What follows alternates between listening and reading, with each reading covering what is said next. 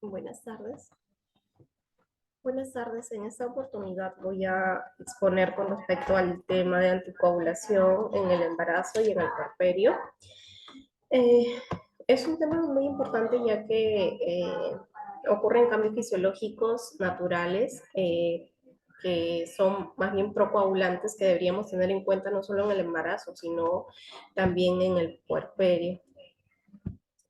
Y como parte de los objetivos en esta oportunidad, eh,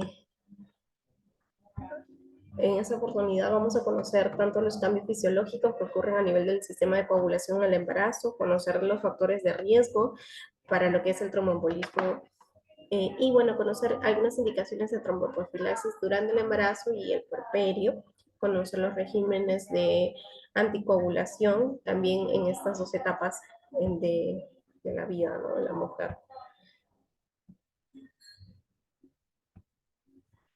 Tenemos que como parte de la epidemiología de esta enfermedad de tromboembolismo, tenemos que el riesgo de tromboembolismo puede ser mayor a comparación de los 3 trimestres en el último trimestre y el riesgo es mayor durante el periodo aún del posparto, más que durante el periodo del embarazo y más aún durante la primera semana del posparto.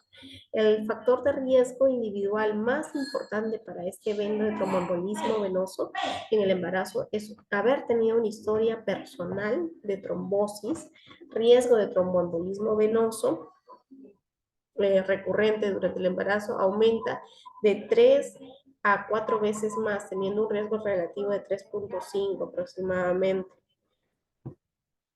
Tenemos que entre un 15 a 25% de todos los casos de tromboembolismo en el embarazo son eventos recurrentes. Por eso es importante también poder prevenir estos tipos de eventos, ¿no?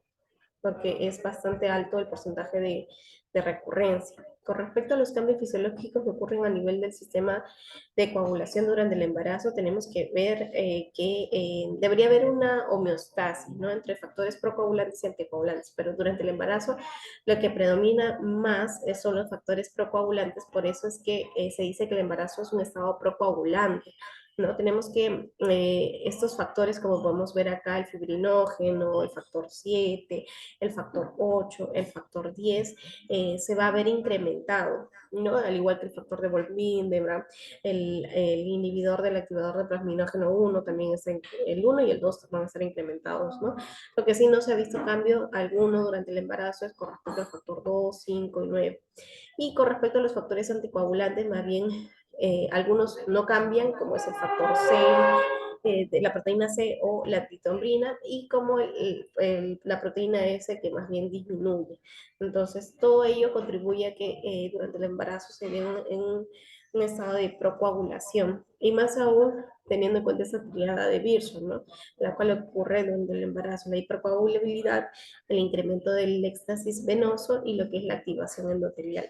Esos tres factores, por eso que es una triada, propicia más aún que se pueda dar estos eventos de tromboembolismo venoso. Aquí puse un gráfico para recordar con respecto a la cascada de coagulación, ya que vamos a ver que parte del tratamiento de este evento de tromboembolismo venoso es justamente los fármacos anticoagulantes. Y estos fármacos anticoagulantes actúan en diferentes niveles de la cascada de coagulación.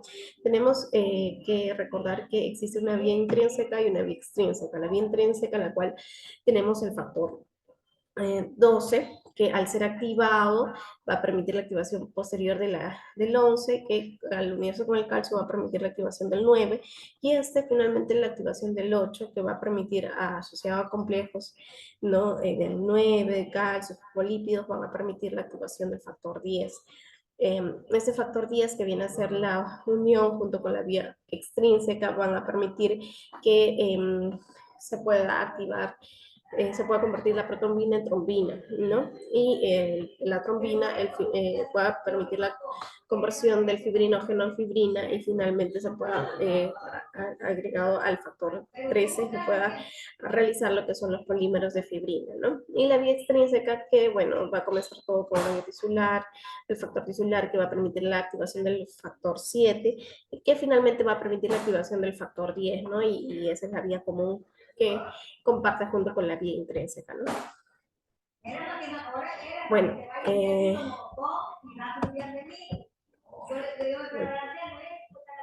bueno, y con respecto a los factores de riesgo, tenemos que hay factores de riesgos ya preexistentes como factores de riesgo que pueden aparecer durante el embarazo. Los factores de riesgo preexistentes, por ejemplo, si tenía un tromboembolismo previo, si tiene algún trastorno de coagulación ya hereditaria, sea esta una trombofilia congénita, donde la déficit de proteína C, E, trombina, resistencia a la proteína C, disfibrinogénemia, variantes del gen de la protombina, síndrome antifosfolipídico primario o secundario, edad mayor a 35 años, obesidad, paridad en caso de 3 o más, tabaquismo, que sufran de varices, ¿no? Paraplegia, drepanocitosis, enfermedades inflamatorias o autoinmunes como lupus, poliartropatías, enfermedad inflamatoria intestinal, eh, lo que viene a ser algunos trastornos médicos, síndrome nefrótico, algunas cardiopatías, diabetes mellitus tipo 1, como nefropatía, trastornos mieloproliferativos, cáncer, adicción a drogas por vía eh, parenteral, y bueno, aquellos factores de riesgo de aparición durante el embarazo, procedimientos quirúrgicos, el embarazo, porperio, aborto, esterilización, posparto, premesis, deshidratación, un síndrome de hiperestimulación ovárica, la infección sistémica que requiera antibióticos o ingresos hospitalarios, inmovilización, por lo menos, al menos la guía del Hospital Clínico de Barcelona lo toma como inmovilización de 3 días, ¿no? De reposo absoluto, preeclampsias o cualquier trastorno hipertensivo, más aún algún procedimiento quirúrgico en caso de nosotros los ginecólogos, la cesárea, trabajo de parto prolongado más de 24 horas, hemorragia postparto que requiera transfusión, parto instrumental medio, gestación múltiple, viajes de larga distancia, por lo menos más de 4 horas, o partos prematuros menos de 37 semanas. En cuanto a las indicaciones de la tromboprofilaxis, tenemos que preconcepcionalmente o durante las primeras semanas del embarazo, si fuera posible iniciar, se debería iniciar, y más aún teniendo que ya pueda tener algún factor de riesgo preexistente o que se pueda detectar durante las primeras semanas. En la primera visita realizada, sea cual sea la edad gestacional, en caso de ingreso, en este caso se evaluará el riesgo si no se había hecho previamente o se reevaluará en función de las circunstancias, ¿no? De acuerdo a cómo esté cada caso. Si se desarrolla algún otro problema interrecurrente en el transcurso de la gestación, durante el episodio del parto, sea este intra o postparto inmediato. Y bueno, lo que el Hospital Clínico de Barcelona nos permite aquí hacer es nos ha sugerido una estratificación con respecto a los factores de riesgo para la enfermedad de tromboembolismo, ¿no? Clasificando un alto riesgo intermedio o bajo riesgo.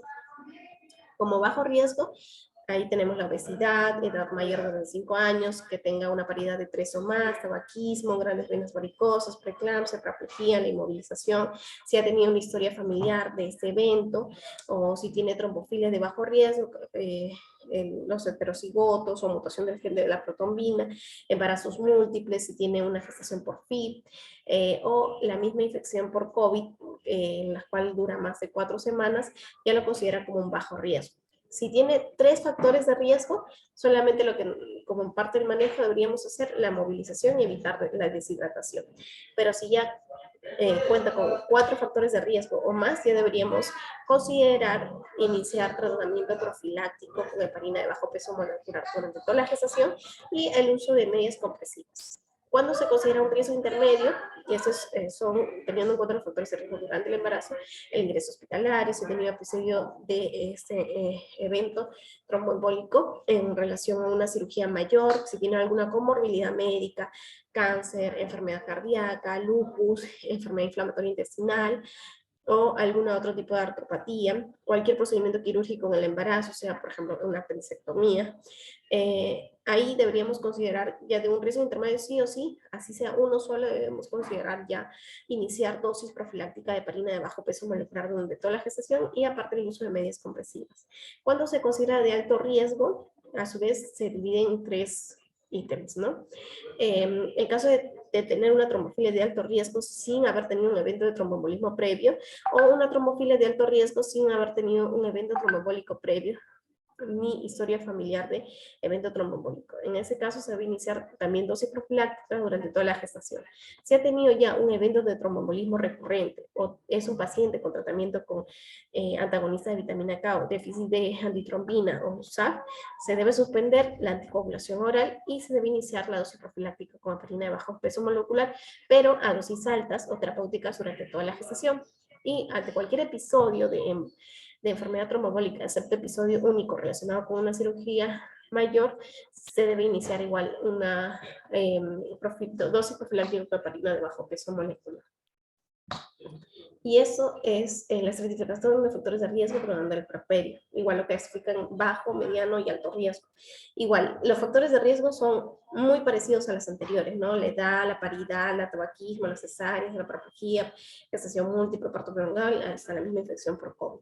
Basta que tenga menos de 3 factores de riesgo, movilización. Si ya tiene 3 o más, considerar la dosis profiláctica con heparina de bajo peso molecular hasta completar 10 días después del parto y el uso de medias compresivas. Un riesgo intermedio ya viene a estar involucrado si hay antecedentes, tanto historia familiar de este evento, o tienen una trombofilia de bajo riesgo, alguna comorbilidad, o algún procedimiento quirúrgico en el puerperio, ya se debe iniciar dosis profilácticas hasta completar por lo menos 10 días y usar medias compresivas, ¿no? En caso de persistencia de la situación del riesgo o tenga 3 factores de riesgo adicionales, considerar extender esta profilaxis por 6 semanas.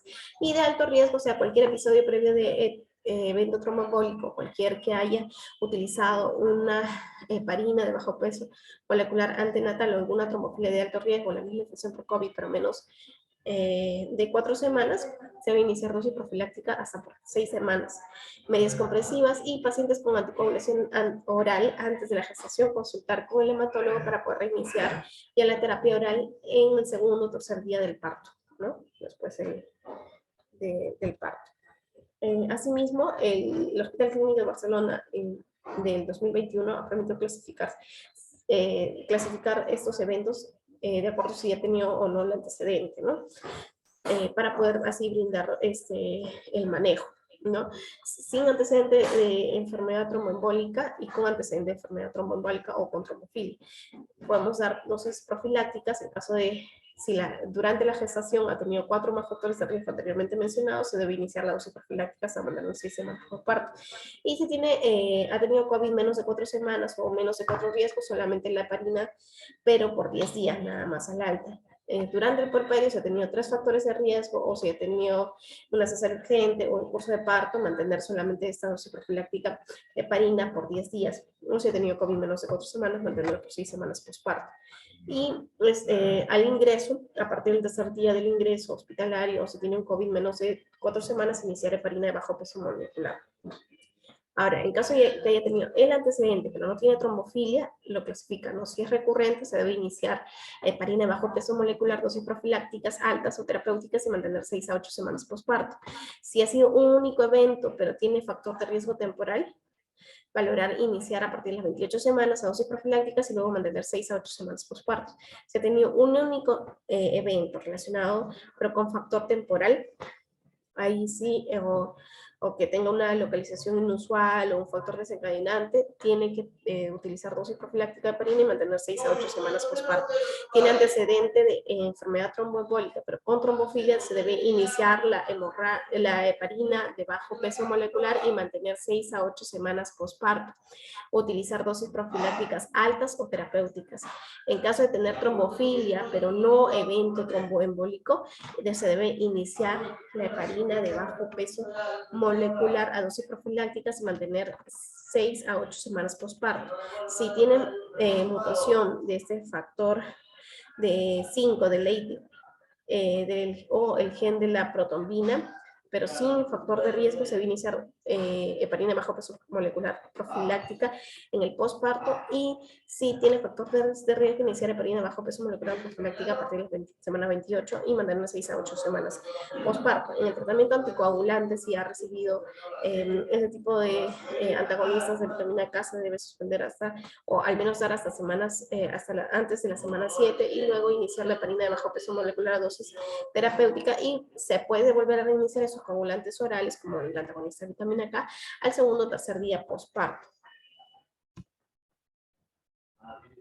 En cuanto a las gestantes por infección por COVID, debemos tener en cuenta que gestaciones con infección que son asintomáticas o leve no requieren ingreso, por lo tanto solamente se debe dar profilácticamente la anticoagulación durante 10 días. El ingreso de una gestante puérpera con infección de COVID que dure más de 4 semanas, debemos tener en cuenta que el hecho de tener COVID más de 4 semanas ya es un factor de riesgo, ¿no? El ingreso de una gestante que tenga menos de 4 semanas de ingreso, desea usar la heparina de bajo peso molecular durante todo el ingreso hospitalario, y si es moderado o grave, dosis profilácticas en puérperas, dosis ampliadas.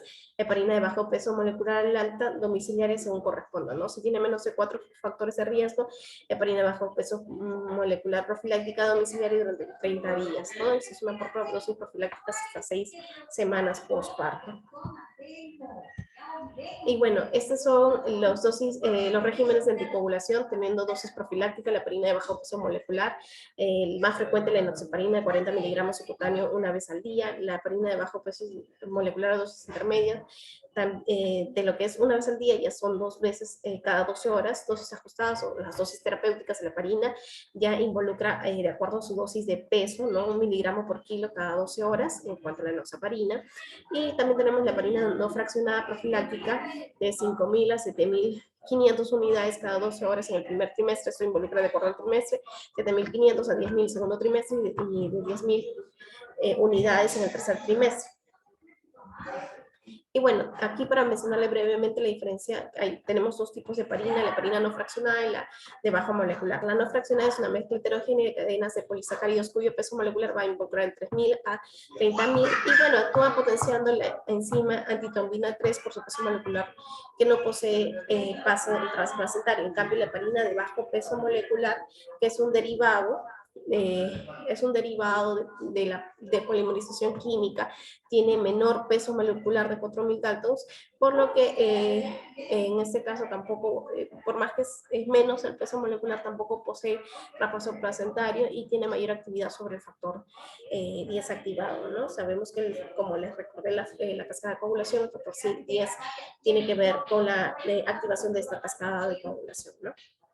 Bueno, es una consideración especial en cuanto al manejo de la heparina en relación al parto, que en general se debería suspender al momento del periparto, ¿no? Teniendo tanto las dosis terapéuticas, inclusive profilácticas, solamente, bueno, en cuanto a la aspirina, dosis bajas no contraindica la analgesia locorregional, más que todo por la analgesia.